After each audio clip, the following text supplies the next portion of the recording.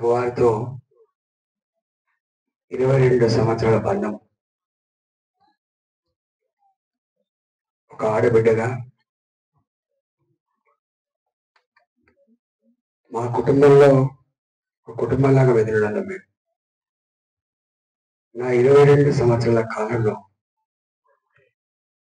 శోభ గాలనగానే తెలుసు తప్ప శోభ వేరు గాలన వేరేటువంటి మాట ఎప్పుడు వెళ్ళి ఎక్కడ చూడలే. ఇవాళ మొట్టమొదటిసారిగా నా విధి వాళ్ళకి ఎక్కడో ఈసుకెళ్ళినట్టున్నది. ఏ ప్రయాణానికైనా నాకు తెలిసి ఇంతమంది చంద్రగా చెప్పినట్టుగా జైల్లో ఉన్నప్పుడు వేరు వేరుగా ఉండొచ్చు, కానీ మిగతా కాలం అంతా అసెంబ్లీ సమావేశాలు జరిగిన,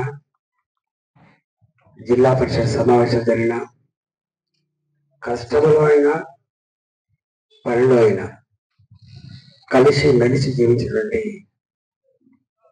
జంట.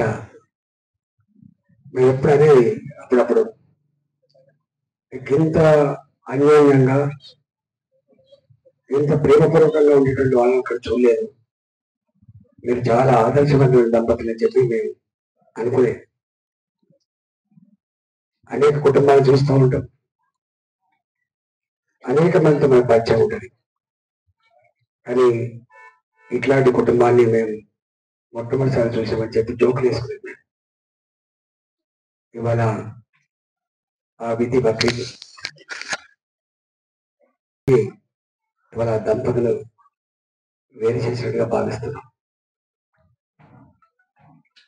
గాలన ఆయన చరిత్ర గురించి చెప్పాలంటే ఇప్పుడు ఆ చంద్ర చాలా విషయాడే ఉద్యమాలలో పాల్గొన్న బిడ్డ.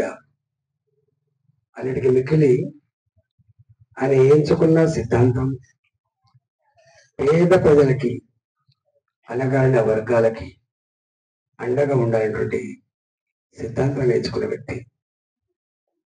నమ్మిన సిద్ధాంతం కోసం పనిచేస్తున్న క్రమంలో ఆనాటి పోలీసుల హింసకి బలైనటువంటి వ్యక్తి గాలన్న. మొన్న క్యాన్సర్ వచ్చినప్పుడు కొన్ని సమస్యలు వస్తే ఇదెందుకైంది అదెందుకైంది అంటే ఆనాడన్నా నాకు ఇట్లా టార్చర్ చేసిండు, అవి వాళ్ళ బయటపడుతున్నాయని చెప్పి బాధపడ్డాడు ఆయన. ఆనాడు అన్ని రకాల హింసకురై కూడా నమ్మిన సిద్ధాంతాన్ని వదిలిపెట్టిన వ్యక్తి గాలన్న. ఆ తదుపరి జాతి బాగుపడాలని ఎంఆర్పిఎస్ ఉద్యమంలో ఇద్దరు కూడా కీలకంగా పనిచేసిన వ్యక్తి. నాకు 21 నుంచి మరి జెడ్పీటీసీగా శంకరపట్నం మండలంలో వాళ్ళు కలిసి తిరిగి గ్రామం లేదు, కలిసి తిరిగి గంట లేదు. నేను 2022లో పరిచయం అయిన వాళ్ళకి. నేను పరిచయం అయినప్పుడు వారు జెడ్పీటీసీగా కమలాపూర్ నియోజకవర్గంలో కూర్చోండి.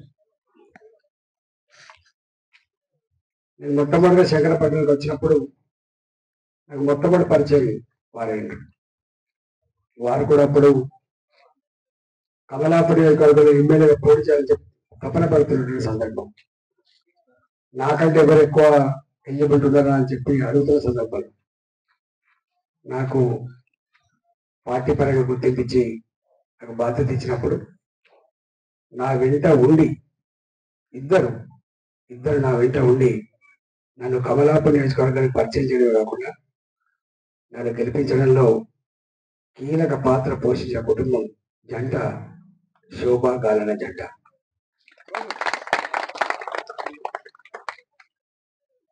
వారు ఆనాడు నాకు ఇప్పటికి బాగా గుర్తు, కరీంనగర్లో తెలంగాణ ఉద్యమం కథమైపోయిందని చెప్పి చర్చ జరుగుతున్న సందర్భంలో మరో ఉద్యమానికి శ్రీకారం చుట్టినాడు. ఉత్తర తెలంగాణ గుండెకాయ కరీంనగర్లో ఎముకల కొరికే చలి అంటే మామూలు చలి లేదు. తిరుగుబాటు చేసినటువంటి పద్ధతి ఇప్పటికీ మర్చిపోలేదు. నాకు తెలిసి ఆ తిరుగుబాటు పద్ధతి ప్రపంచంలో ఉన్న తెలుగు మాట్లాడే తెలంగాణ బిడ్డలందరినీ ఖండించి ఆ తదుపరి అనేక మంది ఫోన్ చేశారు, ఏమవుతుందన్నా ఏమవుతుందన్నా ఏమవుతుందన్నా. ఒక చిన్న సంఘటన, పొయ్యిల కట్టెలు పట్టుకొని కారపొడి పట్టుకొని ఆనాడు తిరుగుబాటు చేసే సంఘటన యావత్ తెలంగాణ ప్రజానీకాన్ని ఖండించింది. ఆ తదుపరి రాష్ట్రం వచ్చింది, చొప్పదరిలో ఎమ్మెల్యే గెలిచేటువంటి అవకాశం వచ్చింది. అదృష్టం కొద్దీ గవర్నమెంట్ వచ్చింది. అది కరువు ప్రాంతం. చొప్పదండి అనేది ఎంత కరువు ప్రాంతమో మీ అందరికీ ఇక్కడ ఇట్లా ఉందో అక్కడ కూడా అట్నే ఉంది. ఎమ్మెల్యే గెలిచిండ్రు, ఇద్దరు కలిసి వస్తారు. ఇక అన్నా మా చెల్లు నింపాలంటారు, అన్నా మాకు రోడ్లు వేయాలంటారు, అన్నా మాకు సిమెంట్ రోడ్డు కావాలంటారు. మీకు తెలుసో తెలియదు, ఎమ్మెల్యే శోభ ఉన్నప్పటికి కూడా ఇద్దరు కలిసి ఆఫీసు దగ్గర పోయింది. ఇద్దరు కలిసి నాకు వచ్చి తలపెట్టి మాకు ఇంకెవరైనా ఉన్నా నువ్వు తప్ప, మాకు ఇంకెవరైనా ఉన్నా నువ్వు తప్ప, నువ్వు చేస్తేనే కదా మాకు మళ్ళీ గెలిచేదని చెప్పి పట్టి ఎన్ని వందల కోట్ల నిధులు తీసుకొచ్చిందో నేనే సాక్ష్యం. దాన్ని ప్రతి చెల్లకు నీళ్ళు నింపి ఆ ఎండిపోయిన బండపారిపోయినటువంటి పంట పొలాలకు నీళ్ళు ఇస్తున్నప్పుడు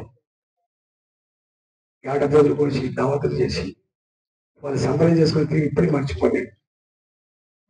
ఆ చొప్పదండి నియోజకవర్గానికి అంత గొప్పగా సేవ చేశారు.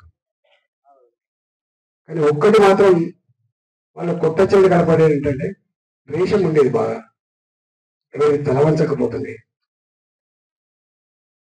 ఆ తలవంచని నేచరే కావచ్చు,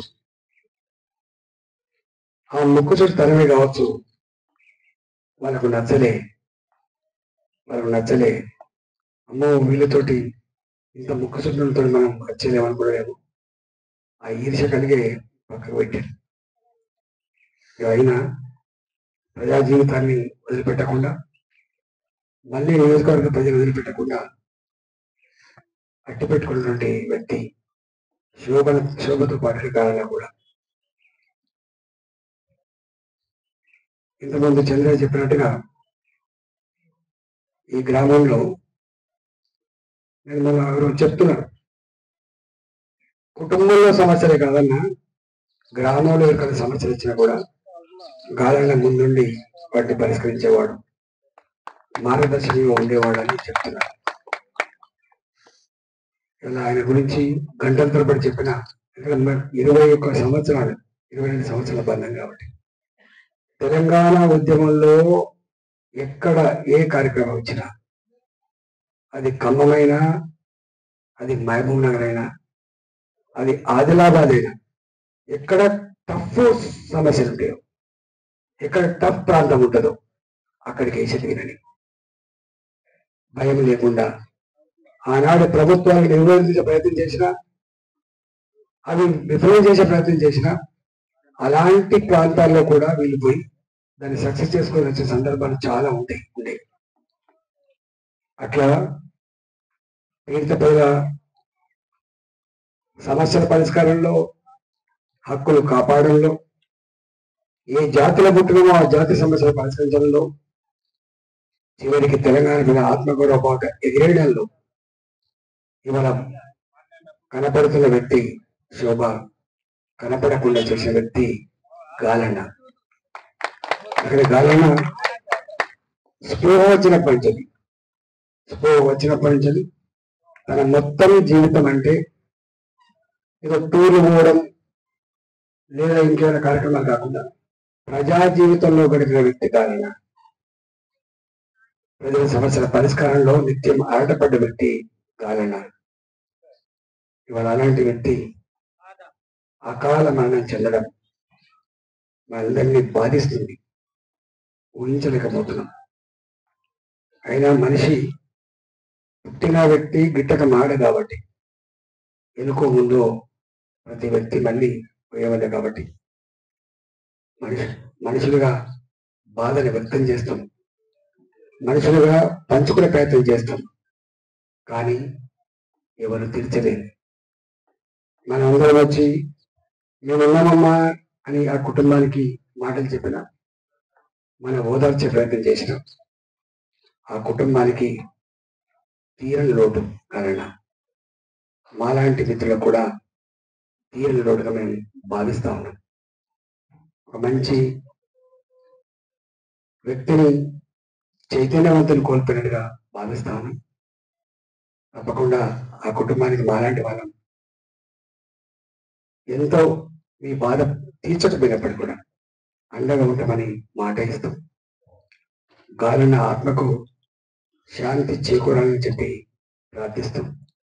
వారి కుటుంబానికి ప్రగాఢమైన సానుభూతి తెలియజేస్తూ గాలన్న మరణించి కూడా జీవించి ఉంటాడని చెప్పి భావిస్తూ అమరే గాలన్న